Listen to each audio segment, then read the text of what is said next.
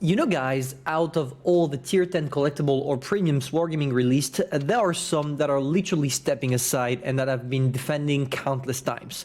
First of all, as the medium, we have the T22, which is roughly the best medium we have in the game. But most importantly, as a heavy, we have the latest Christmas reward, which is one of the most threatening tanks in my opinion, because it features everything there is to dream for concerning a heavy. It's the Amx M4 54. That thing is packing literally everything. A good alpha damage, a good reload time, a good armor, a good mobility. Everything seems to be perfect about it. And today's video is gonna highlight this. Because today, guys, we have the pleasure of watching a game played by Edo Sniper using his Amx M4 54. And beside the fact that I really hate his camo, I'm gonna tell it straight away, I'm not gonna hate its playstyle. Because you're literally watching at the world record damage of all time with this thing. And trust me, it's definitely worth watching. So what is important to notice about the Amx M4 54? Two things actually. The first is that this tank, if you don't use the calibrated shell, kind of struggle with its gold shells, which can be frustrating from time to time. But if you put that aside and use the gun rammer, at least you will get a better DPM. And it seems like this is what our friend went for, because he has 11.2 seconds of reload and I have a little bit more on my tank. So there we go, he sneaked 2 shots already, which led him to nearly 1k damage, but unfortunately he's really trying so hard to get the shots on the AMX turning his turret, which resulted in him taking 2 shots. It was the beginning, you do some mistakes all the time like this. He knows there is the 704, the heavy A183 in the back, and so he has to adapt. Because the main problem of the map he's playing on is that it's a tank destroyer festival. They can hide everywhere, they can hit you from nowhere, from across the map, without you being able to spot them, which can be frustrating. But we are playing a tank that can actually handle those shots, simply because the Amx M4 54 can't be penetrated even with gold shells as long as you angle it wisely. Except for the turret that you don't need to angle at all, because the whole thing is, as I like to call it, a big plate of a bunker wall, because you have a gun mantlet all the way around. But most importantly, as long as you don't show the lower part of the hull, you are safe. Nobody can penetrate you. And here, things are getting a little bit spicy. He took a shot from the back, and straight away, I love his reactivity. He's jumping in.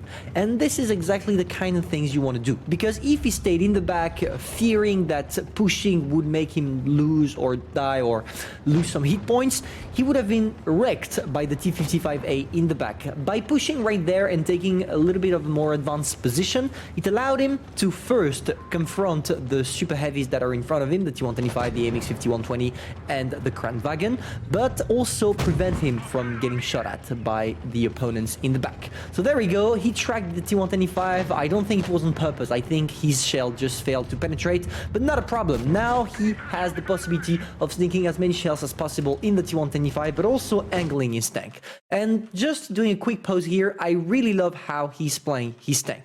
Simply because from this position, if you take a look at the T125 gun, it's going to be extremely hard to penetrate if he goes for the upper part of the hull. The main problem of the Amx M4 54, and this is why I would encourage you not to angle it too much, is that when you take a position like this, if people want to penetrate this plate right there from the front, they can't, because it's naturally angled from the front, but as soon as you turn your tank, it becomes a weak spot. So be aware of that if you are using the Amx M4 54.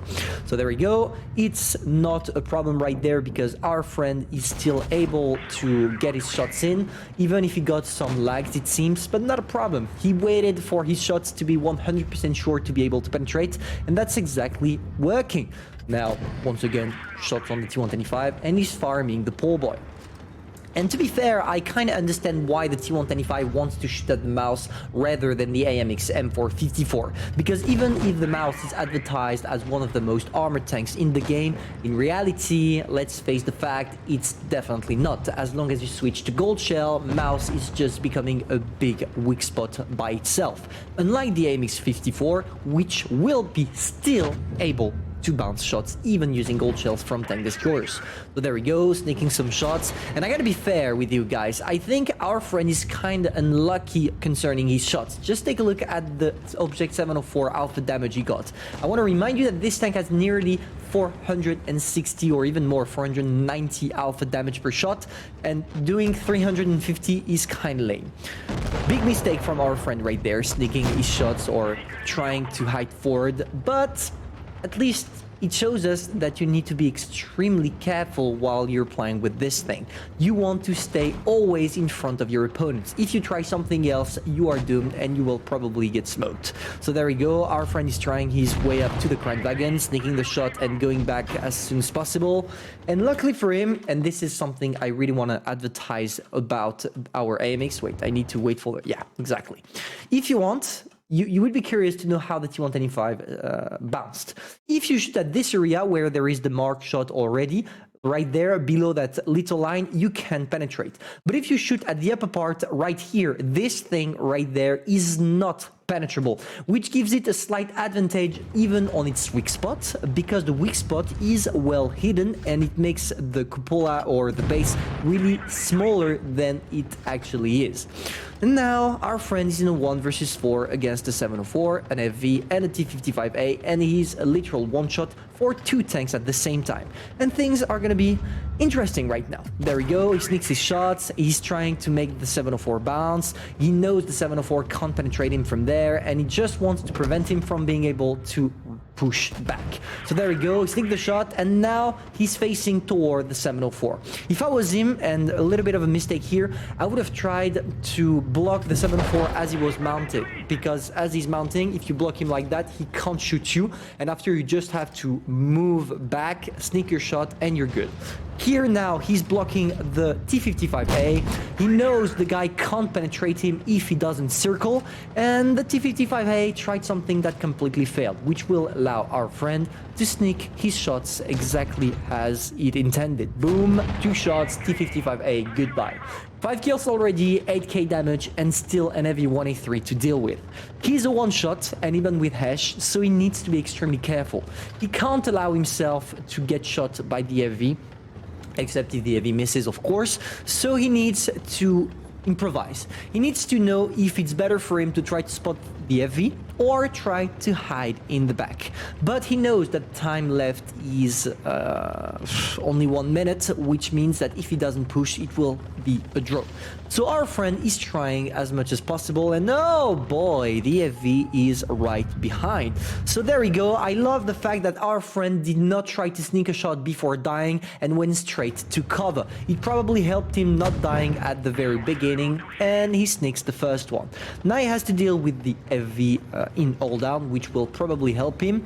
And now he has 2 choices. Either he tries to make the FV bounce, and luckily for him it worked because he uses an AP shell rather than the Hesh shell, or he could have tried something like trying to bait him into shooting without showing too much.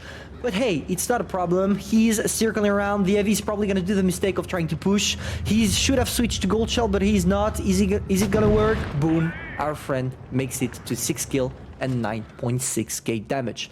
What a great victory, to be fair. All enemy tanks are destroyed, and our friend came back with a bunch of really cool medals. Kolobanov, Pulse, Steel Wall, Top Gun, Ace Tanker, obviously, and more than 2,000 based experience.